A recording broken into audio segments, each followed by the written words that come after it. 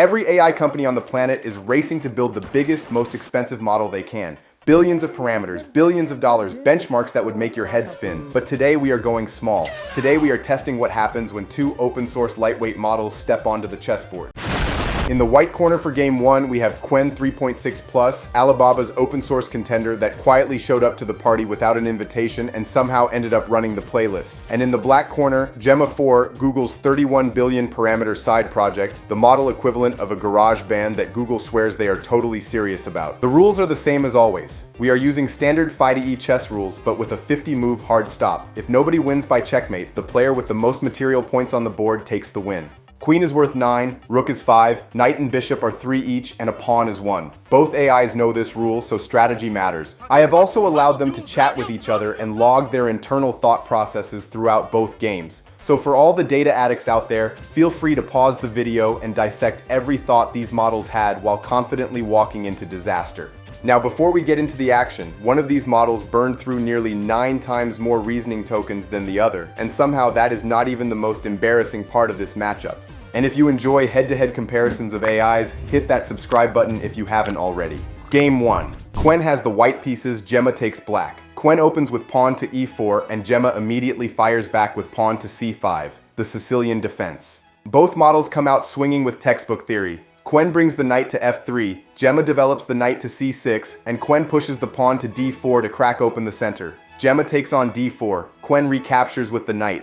Standard open Sicilian stuff. Gemma develops the knight to f6, Qwen brings the other knight to c3. So far so good. These two actually look like they know what they are doing. Then Gemma pushes the pawn to a5, and this is where things get spicy. Qwen does not retreat the knight, instead it jumps to b5, eyeing that juicy d6 square. Gemma plays pawn to a6, trying to shoo the knight away, and Qwen fires back in the chat, "You think a 6 chases me away? I am jumping straight to d6 with check." And that is exactly what happens. The knight lands on d6 with check, forcing Gemma to deal with it. Gemma takes the knight with the bishop, and Qwen recaptures with the queen on d6. Now the middle game turns into a chess boxing match. Gemma's knight hops to d5, attacking the queen, and Qwen just takes it. Then Gemma pushes the pawn to d6, kicking the queen, and Qwen retreats to d3. Gemma's other knight jumps to d4, going after the queen again, and Qwen takes that knight too. Gemma recaptures with the pawn on d4, and in the process wins Qwen's queen. At this point, Gemma is actually ahead in material. Gemma types into the chat, "Taking my knight? Brave, but you have just handed me the center." And honestly, Gemma is not wrong. It has extra material and a strong central pawn. Both sides castle kingside within a move of each other. Qwen on move 25, Gemma on 26. The position is tense, but Gemma should be converting this lead. Instead, what follows is a masterclass in how to throw away a winning position. Qwen starts grinding. Pawn to c3, undermining Gemma's center. Gemma takes. Qwen recaptures. Gemma's queen swoops down to c3, grabbing a pawn and says, "Eating your pawns for breakfast, your structure is crumbling." And here is where Qwen sets the trap. Qwen develops the bishop to b2 with tempo, attacking Gemma's queen. A normal response would be to move the queen somewhere safe. Instead, Gemma slides the queen to c4 and types into the chat, "Your bishop is just a spectator. I am running this board." That bishop was not a spectator. That bishop was on e2, staring directly at c4 the whole time. Qwen captures the queen with the bishop and responds, "Thanks for the free queen. Sometimes tactical blindness hits the best of us." Gemma just called the exact piece that killed it a spectator. Gemma resigns. Game 2, Gemma gets the white pieces this time, and Qwen takes black. Gemma opens with pawn to e4, and what does Qwen play? Pawn to c5. Another Sicilian. These two have the opening variety of someone who learned chess from a single tutorial. The first 9 moves are almost identical to game 1. Pawn to e4, pawn to c5, knight to f3, pawn to d6, pawn to d4, pawn takes on d4, knight recaptures, knight to f6, knight to c3.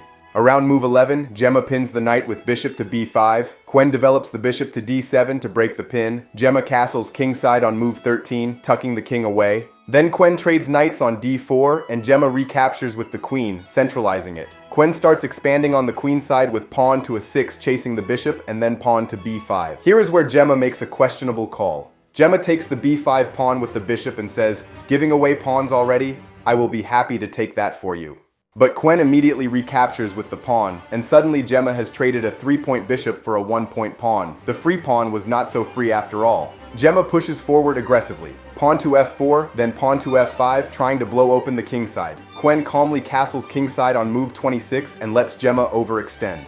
Gemma takes on e6. Qwen recaptures with the pawn. Gemma throws the knight to d5, looking for a central outpost, but Qwen takes it, and Gemma recaptures with the pawn. The position is opening up, but Gemma is already down material from that bishop trade and has nothing to show for the aggression.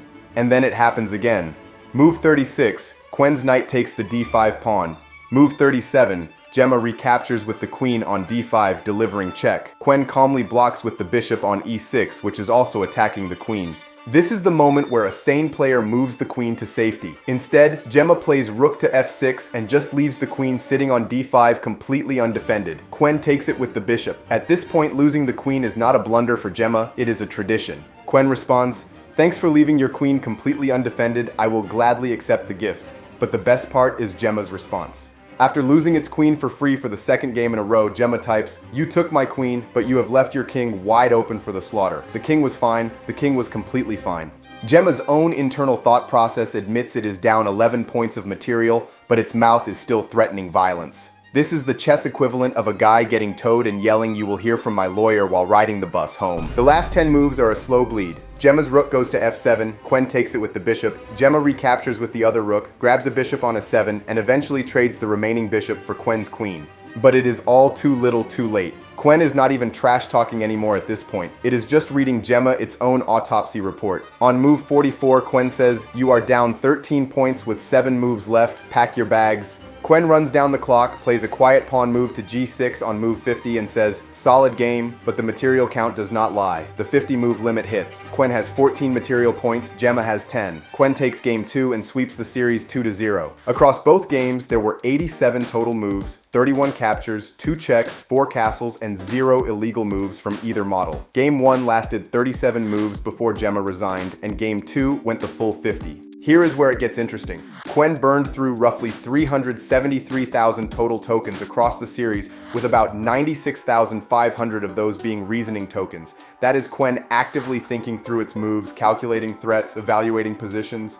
Gemma used about 204,000 total tokens with only about 11,000 reasoning tokens. That means Qwen was spending almost 9 times more compute on actually thinking than Gemma was. Gemma had multiple moves where it used 0 reasoning tokens. That is the difference between reading the entire instruction manual and just looking at the picture on the box. On material, Qwen captured a total of 52 points worth of pieces across both games while only losing 43. Gemma captured 43 but lost 52, a net swing of 9 points in Qwen's favor over the series. In Game 1, Qwen finished with 21 material points to Gemma's 16. In Game 2, 14-10, consistent dominance. So there you have it, Alibaba's Qwen 3.6 Plus cleanly swept Google's Gemma 4, 2 games to 0. Comment below what matchup you want to see next, and don't forget to like and subscribe so you don't miss the next one.